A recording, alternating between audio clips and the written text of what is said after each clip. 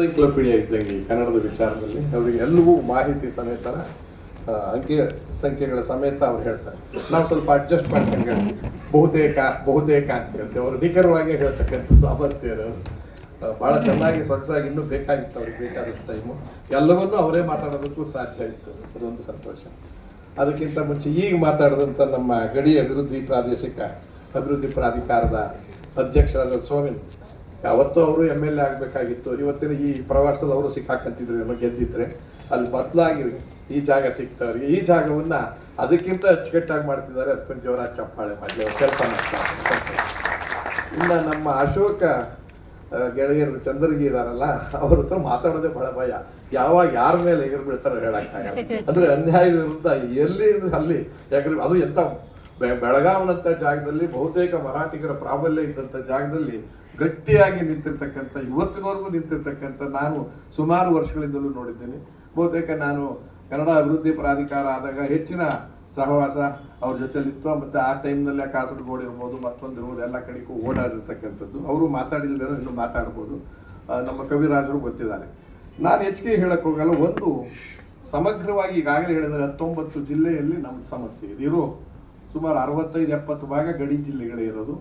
ಆಮೇಲೆ ಪಂಚ ಭಾಷೆಗಳ ಆವಳಿನ, ಪಂಚ ಅಲ್ಲ ಈಗ 6 ಅಲ್ವಾ, ಕೊಂಕಣಿದು ಸೇರಿಸ್ಕೊಂಡ್ರೆ ಕೊಂಕಣಿ ನಮ್ಮದೇ ಭಾಷೆ ಅಂದ್ಕೊಂಡ್ರೆ ಪಂಚ ಭಾಷೆಗಳ ಹಾವಳಿ ಜಾಸ್ತಿ ಇದೆ ಅಂದ್ಕೋಬೋದು. ಪಂಚಭೂತಗಳು ಇದ್ದಂಗೆ ನಮ್ಗೆ ಕಾಡ್ತಾ ಇದೆ. ಷಡ್ಭೂತ ಒಟ್ಟ ಭೂತಗಳಲ್ವೇ, ಅವನ್ನ ನಾವು ನಿವಾರಿಸೋದಕ್ಕೆ ಇದುವರೆಗೂ ಏಕೀಕರಣ ಅಂತ ಈಗಾಗಲೇ ಅವ್ರು ಎಕ್ಸ್ಪ್ಲೈನ್ ಮಾಡಿರೋದ್ರಿಂದ ಅದ್ರ ಬಗ್ಗೆ ನಾನು ಓಡಾಡೋದಿಲ್ಲ. ಭಾಷೆಯ ಆಧಾರದ ಮೇಲೇನೆ ನಮ್ಮ ರಾಜ್ಯಗಳ ವಿಂಗಡಣೆ, ಅದ್ರ ಬಗ್ಗೆ ಏಕೀಕರಣನೇ ಬಹಳ ಮುಖ್ಯವಾಗಿದೆ. ಅದನ್ನು ಹೋರಾಟ ಮಾಡಿದವರು ಇವತ್ತಿನ ದಿವಸ. ಇದಲ್ಲದೆ ಬೇಕಾದಷ್ಟು ಗಡಿಯ ಸಮಸ್ಯೆಗಳಿಗೋಸ್ಕರ ಭಾರತ ದೇಶದಲ್ಲೇ ಕೂಡ ಸಾವು ನೋವುಗಳು ಆಯಿತು. ಆಂಧ್ರ ಪ್ರದೇಶದಲ್ಲಿ ಇದೆಲ್ಲ ಹೇಳಕ್ ಹೋಗೋದಿಲ್ಲ. ಎಲ್ಲೋ ಒಂದು ಕಡೆ ಈ ದೊಡ್ಡ ಲೆವೆಲಿನ ಹೋರಾಟಗಳಾಗಿ ಸುಪ್ರೀಂ ಕೋರ್ಟ್ ತನಕ ಹೋಗಿ ಸುಮಾರು ವರದಿಗಳು ಬಂದಿದ್ದಾವೆ. ಇದರಲ್ಲಿ ಯಾವ್ಯಾವುದೋ ವರದಿಗಳಿದ್ದಾವೆ, ಅದನ್ನೆಲ್ಲ ಬಿಡಿಸ್ತಾ ಹೇಳಕ್ ಹೋಗೋದಿಲ್ಲ. ಅಂತಿಮವಾಗಿ ಎಲ್ಲೋ ಒಂದು ಕಡೆ ಮಹಾಜನ್ ವರದಿಯನ್ನು ನಾವು ಸಂಪೂರ್ಣವಾಗಿ ಒಪ್ಪಿದ್ದಾದ್ಮೇಲೆ ಎಷ್ಟೋ ಅನ್ಯಾಯಗಳು ನಮಗಾದರೂ ಕರ್ನಾಟಕದಲ್ಲಿ ಅವತ್ತಿನ ಕಾಲದ ಮುಖ್ಯಮಂತ್ರಿಗಳು ರಾಜಿ ಸೂತ್ರವನ್ನು ಮಾಡ್ಕೊಂಡು ದೇಶದಲ್ಲಿ ಒಡಕು ಬರೋದು ಬೇಡ ಅನ್ನೋದಕ್ಕೆ ಒಪ್ಪಿದ್ದಾಯ್ತು. ಅದು ಒಪ್ಪಿದ್ದು ತಪ್ಪು ಗಿಪ್ಪು ಇವತ್ತಿಲ್ಲ. ಆದರೆ ತಿರ್ಗಾ ಖ್ಯಾತಿಯನ್ನು ತೆಗಿತಕ್ಕಂಥ ಮಹಾರಾಷ್ಟ್ರದ್ದು ಬಹುತೇಕ ನಮಗೆ ಹೆಚ್ಚಿನ ಅನಾಹುತ.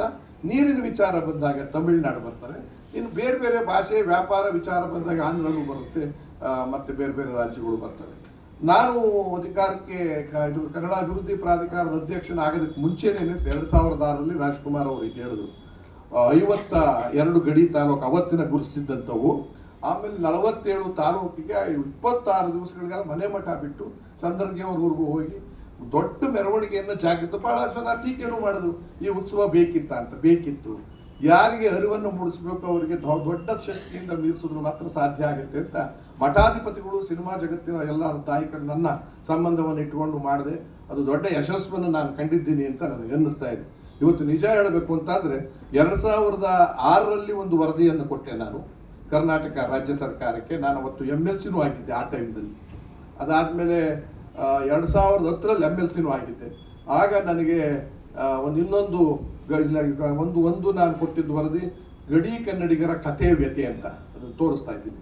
ಇನ್ನೊಂದು ಗಡಿ ಕನ್ನಡಿಗರದು ಅಂತ ಅಂದ್ಬಿಟ್ಟು ಒಂದು ಜೋಯಿಡಾ ಅಂತ ಅದಲ್ಲಿ ಆಂಕ್ವಾಲಾದಲ್ಲಿ ಒಂದು ಸಮಾವೇಶವನ್ನು ಮಾಡಿ ಎಲ್ಲ ಗಡಿಗಳನ್ನು ಸೇರಿಸ್ಕೊಂಡು ಅಲ್ಲೂ ಒಂದು ವರದಿಯನ್ನು ಕೊಟ್ಟು ನಂಬರ್ ಹಾಕಿ 40 ಬೇಡಿಕೆಗಳು 50-20 ಬೇಡಿಕೆಗಳೆಲ್ಲ ಕೊಟ್ಟು ನನಗೆ ಸಂತೋಷ ಆಗುತ್ತೆ. 2010ರಲ್ಲಿ ಗಡಿ ಅಭಿವೃದ್ಧಿ ಪ್ರಾಧಿಕಾರ ಪ್ರಾರಂಭ ಆಗಕ್ಕೆ ನಾನು ಒಬ್ಬ ಕಾರಣ. ಅವತ್ತಿನ ದಿವಸ ಸದನದಲ್ಲೂ ಇದ್ದಿದ್ದರಿಂದ ವರದಿಯನ್ನು ಕೊಟ್ಟ ಮೇಲೆ ಅದು ಚಂದ್ರವ್ರಿಗೆ ಗೊತ್ತಿರ್ತದೆ. ಅದು ಮೊದಲು ಬೆಲ್ಲದವ್ರೇನೋ ನಮ್ಮ ಅದೇ ಬೆಲ್ಲದ ಇವತ್ತಿನ ತಂದೆ, ಇವರ MLAಗಳ ತಂದೆಗಳಾದರೂ ಅವತ್ತು ಅವರ ಆರೋಗ್ಯ ಮತ್ತು ವಯಸ್ಸಿನಲ್ಲಿ ಹೆಚ್ಚು ಕೆಲಸ ಮಾಡೋಕ್ಕಾಗದೆ ಇದ್ದು ಆಮೇಲೆ ಪ್ರಾರಂಭ ಆದಾಗ ಮಗು ಇದ್ದಂಗಿತ್ತು. ಅದಾದಮೇಲೆ ಬಂದಂಥದ್ದು ಇವತ್ತು ಆ ಗಡಿ ಅಭಿವೃದ್ಧಿಗೆ ಒಂದು ಮಹತ್ವ ಸಿಕ್ಕಿದೆ. ಆಮೇಲೆ ಎಲ್ಲೋ ಒಂದು ಕಡೆ ಇಂಥದ್ದಕ್ಕೆಲ್ಲ ಮುಖ್ಯಮಂತ್ರಿಗಳ ಜೊತೆ ನಿಕಟವಾದ ಸಂಬಂಧ ಇರೋರಿದ್ದರೆ ಹೆಚ್ಚು ಸುಲಭನಾಗಿ ಕೆಲಸ ಆಗುತ್ತಕ್ಕೆ ಅನ್ನೋದಕ್ಕೆ ನಾನು ಅವತ್ತಿನ ಕಾಲದಲ್ಲಿ ಯಡಿಯೂರಪ್ಪನವ್ರ ಜೊತೆ ಇದ್ದೆ, ನಮ್ಮ ಜಗದೀಶ್ ಶೆಟ್ಟರ್ ಜೊತೆ ಇದ್ದೆ, ಆಮೇಲೆ ಸಿದ್ದರಾಮಯ್ಯನವ್ರ ಬಂದಾಗಲೂ ಕೂಡ ಇದ್ದೆ.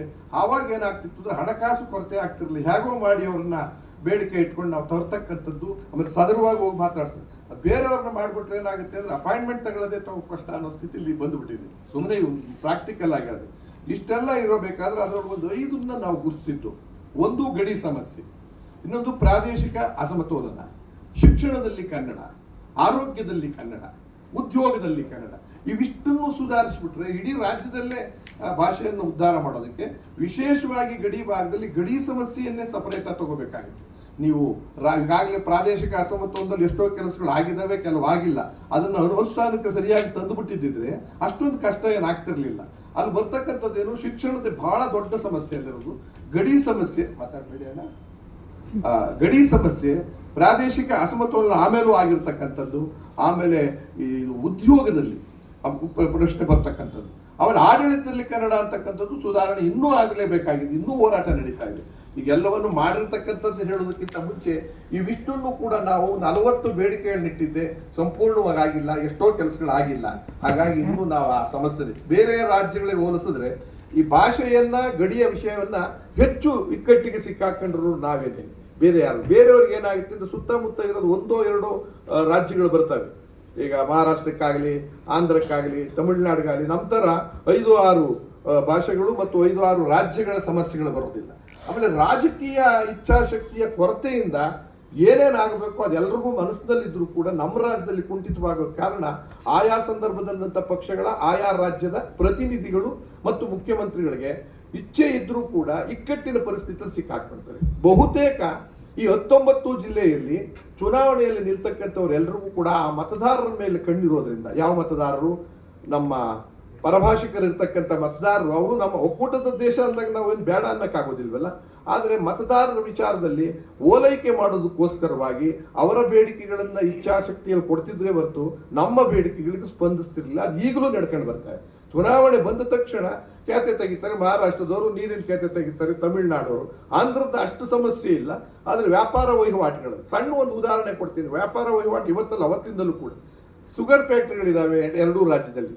ಯಾಕೆ ಜನನೂ ಕೂಡ ಸ್ಪಂದಿಸೋಕ್ಕಾಗ್ತಿಲ್ಲ ಅಂತ ಅಂದರೆ ಬದುಕಿನ ಭವಿಷ್ಯದ ಪ್ರಶ್ನೆ ಇರುತ್ತೆ.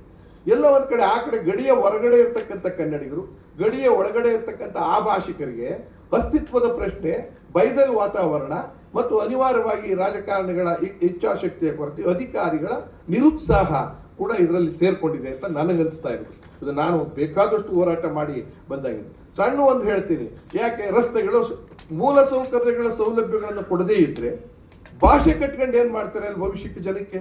ಈಗ ನನ್ನ ಮಕ್ಕಳು ಮತ್ತು ಬದುಕಕ್ಕೆ ಬಂದಾಗ ಎಲ್ಲಿ ಶಿಕ್ಷಣ ಅನುಕೂಲವಾಗಿರುತ್ತೋ ಯಾವ ರಾಜ್ಯದಲ್ಲಿ ಅಲ್ಲಿಗೆ ಪ್ರಯತ್ನ ಮಾಡ್ತಾರೆ. ಅಲ್ಲಿನ ಶಿಕ್ಷಣದ ರೀತಿಯಲ್ಲಿ ಎಲ್ಲೋ ಅನುಕೂಲ ಸಿಕ್ಕೋದಾದ್ರೆ ನಮ್ಮ ಮಕ್ಕಳು ಭವಿಷ್ಯ ಹುಡ್ಕೊಂಡ್ಲಿ ಅಂತ ಹೋಗ್ತಾರೆ. ನಾನು ಶೌಚಾಲಯ ಇಲ್ಲ, ಅನುಕೂಲ ಇಲ್ಲ, ಮೇಷ್ಟ್ರುಗಳಿಲ್ಲ, 10 ಮೇಷ್ಟ್ರು ಇದ್ರೆ 2 ಮೇಷ್ಟ್ರು ಕೊಟ್ಟಿರ್ತೀವಿ. ಈ ಥರದ ಅನಾನುಕೂಲಗಳು ಕೂಡ ಈ ಗಡಿ ಭಾಗದಲ್ಲಿ, ಒಟ್ಟು ರಾಜ್ಯದಲ್ಲೇ ಇದೆ, ಗಡಿ ಭಾಗದಲ್ಲಿ ಇನ್ನೂ ಹೆಚ್ಚು. ಇದ್ರ ಜೊತೆಗೆ ಮಾತೃಭಾಷೆಯ ಶಿಕ್ಷಣದ ನೀತಿಯಲ್ಲಿ ಕೂಡ ವ್ಯತ್ಯಾಸ ಇತ್ತು. ದ್ವಿಭಾಷಾ ನೀತಿಯನ್ನ ನಾವು ಸಾರ್ವತ್ರಿಕವಾಗಿ ಭಾರತ ದೇಶದಲ್ಲಿ ತರ್ತಕ್ಕಂಥ ಒಂದು ಹೋರಾಟವನ್ನು ಮಾಡಲೇಬೇಕಾಗಿ ಬರುತ್ತೆ.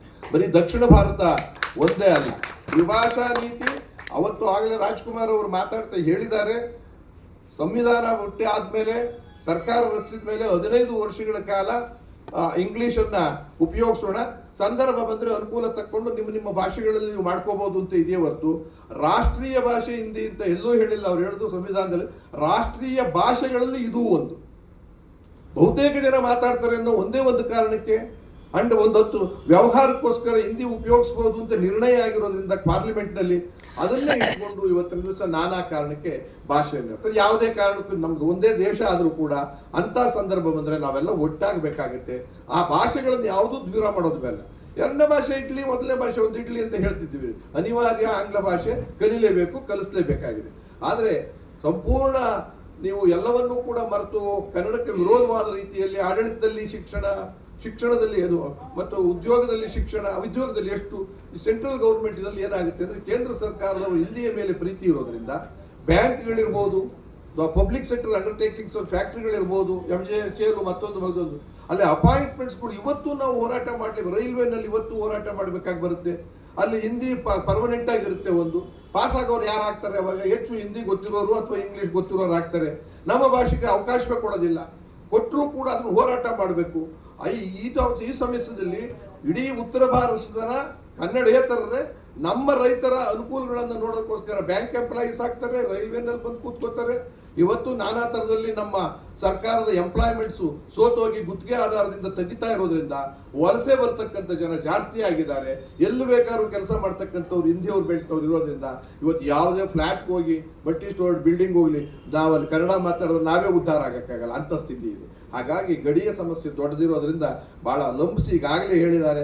ಚಂದರಿಗೆ ಹೇಳ್ತಿರೋದೇ ಬಹಳ ಅದ್ಭುತವಾದಂಥ ವಿಚಾರ ಕೊಟ್ಟಿರ್ತಾರೆ. ಈಗಾಗಲೇ ನಮ್ಮ ಬಿಡಿಸಿ ಹೇಳಿದ್ದಾರೆ. 15 ನಿಮಿಷದಲ್ಲಿ ಹೇಳ್ತೀನಿ ಅಂತ ಹೇಳಿ ಒಂದು 4-5 ನಿಮಿಷ ಜಾಸ್ತಿ ತಗೊಂಡ್ರು ಅಂತ ಕಾಣಿಸುತ್ತೆ. ಹಾಗಂತ ನಾನು ತಗೊಳಕ್ ಹೋಗಲ್ಲ. ಈಗ ಶುರು ಮಾಡ್ತಾ ಇದ್ದೀನಿ ನಾನು. ಹಾಗಾಗಿ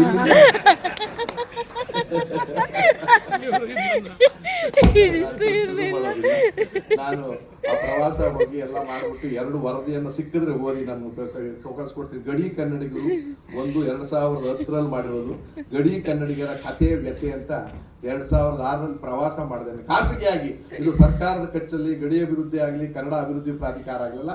MLA ಆಗಿ ಒಂದ್ಸತಿ ನಾನಾಗಲೇ ಮಾಜಿ ಆಗಿದ್ದೆ. ಆ ಸಂದರ್ಭದಲ್ಲಿ ಆಗ ನಾನು ಭಾರತೀಯ ಜನತಾ ಪಾರ್ಟಿಯಲ್ಲಿ ಇದ್ದಾಗ ವಿಪರೀತ ಹೊಡ್ತಿದ್ದೆ. ಅವೆಲ್ಲ ಹಾವೇರಿನಲ್ಲಿ ಸಿಕ್ಕಿದ್ದು. ನಂದು ದುರಂತ ಅಂದರೆ ಯಾವುದೋ ಒಂದು ಹೋದಾಗ ಮಾತಾಡದೆ ಅಂತಾರೆ. ಅಲ್ಲಿ ಭಾಷಣ ರಾಜಕೀಯದ ಮಾತಾಡಿದ್ದೀನೋ, ಕನ್ನಡದ ಮಾತಾಡಿದ್ದೀನೋ, ಹೋರಾಟದ ಮಾತಾಡಿದ್ದೀನೋ, ಸರ್ಕಾರದ ವಿರುದ್ಧ ಮಾತಾಡಿದ್ದೀನೋ, ಸಿನಿಮಾದ ಬಗ್ಗೆ ಮಾತಾಡಿದ್ದೀನೋ, ನಾಟಕ ಗೊತ್ತಿಲ್ಲ. ಇಷ್ಟೂದ್ರಲ್ಲೂ ಇದ್ದೀನಿ.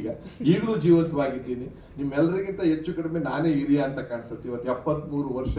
ನಾನು ಕೈಕಾಲು ಗಟ್ಟಿಗಿರೋವರೆಗೂ ಕೂಡ ನಿಮ್ಮೆಲ್ಲ ಹೋರಾಟದಲ್ಲಿ ಯಾವುದೇ ಆಸೆಯನ್ನು ಬೇಕಾಗಿಲ್ಲ. ಈ ನಾಡು ನುಡಿಯ ವಿಚಾರದಲ್ಲಿ ಇನ್ನೂ ಹೆಚ್ಚಿನ ವಿಚಾರ ಮಾಡ್ತೀನಿ. ಇನ್ನೂ ಹೆಚ್ಚಿನ ಈಗಿರ್ತಕ್ಕಂಥ ಜನಗಳಿಗೆ ಇನ್ನೂ ಸ್ವಲ್ಪ ಜಾಸ್ತಿ ಜವಾಬ್ದಾರಿ ಸಿಗಲಿ ಅಂತ ಹೇಳಿ ಅಶೋಕ್ ಅವರೇ ಸ್ವಲ್ಪ ಭಾಷಣ ಮಾಡೋಕ್ಕೆ ಕೇಳಕ್ಕೆ ಇಷ್ಟ ಇಲ್ಲ. ಮುಖ್ಯಮಂತ್ರಿಗಳು 3-4 ಕಾರ್ಯಕ್ರಮ ಇರ್ತಾವೆ ನೋಡಿ. ಹಾಗಾಗಿ ಕ್ಷಮೆಯನ್ನ ಕೇಳಿ ಮುಖ್ಯಮಂತ್ರಿಯಾಗಿ ತಪ್ಪಿಸ್ಕೊಂಡು ಹೋಗ್ತೀನಿ. ಚಂದ್ರು ಆಗಿ ನಿಮ್ಮ ಜೊತೆಲಿ ಯಾವಾಗಲೂ ಇರ್ತೀನಿ. ಸಂದರ್ಭ ಬಂದಾಗ ನಿಮ್ಮಿಬ್ಬರ ಜೊತೆಲಿ ಕೂತ್ಕೊಳ್ತೀನಿ ಅಂತ ಹೇಳಿ ನಮಸ್ಕಾರ. ರಾಜ್ಕುಮಾರ್ ಅವರೇ, ಕವಿರಾಜರವರೇ. ಹಾಗಾಗಿ ಗಡಿ ಅಭಿವೃದ್ಧಿಯ ದೊಡ್ಡ ಸಮಸ್ಯೆಗಳು ಅದೇ. ಆಡಳಿತದಲ್ಲಿ ಶಿಕ್ಷಣ, ಆಡಳಿತದಲ್ಲಿ ಕನ್ನಡ, ಉದ್ಯೋಗದಲ್ಲಿ ಕನ್ನಡ, ಗಡಿಯ ಸಮಸ್ಯೆಗಳಲ್ಲಿ ಕನ್ನಡ ಮತ್ತು ವಿಶೇಷವಾಗಿ ಮೂಲ ಸೌಲಭ್ಯಗಳ ಕೊರತೆ. ಆಮೇಲೆ ಬೇರೆ ಬೇರೆ ಈ ಚುನಾವಣೆಯಲ್ಲಿ ನಾವು ಎಲ್ಲೋ ಒಂದು ಕಡೆ ಕನ್ನಡದ ಬಗ್ಗೆ ಕಾಳಜಿ ಇಲ್ಲದೆ ಇದ್ದರೆ ನಿಮ್ಮನ್ನು ಸೋಲಿಸುವ ರೀತಿಯಲ್ಲಿ ನಾವೆಲ್ಲರೂ ಒಗ್ಗಟ್ಟಾಗಬೇಕಾಗತ್ತೆ ಅಂತ ಒಂದು ಪರ್ಯಾಯ ವ್ಯವಸ್ಥೆ ಮಾಡ್ಕೊಳ್ಳದೆ ಹೋದರೆ ಅಲ್ಲಿವರೆಗೂ ನಮಗೆ ಇದು 100ಕ್ಕೆ 100 ಭಾಗ ಸಿಕ್ಕೋದಿಲ್ಲ. ಬಟ್ ಆದರೆ ಚುನಾವಣೆ ಆದ ತಕ್ಷಣ ಬಂದ್ಬಿಡ್ತಾರೆ ತಿರ್ಗಿ ನಮ್ಮ ಜೊತೆಲಿ ಬಾಟ ಹಾಕೊಂಡು ಬೈಸ್ಕೊಂಡು ಎಲ್ಲ ಮಾಡ್ಕೊಂಡು.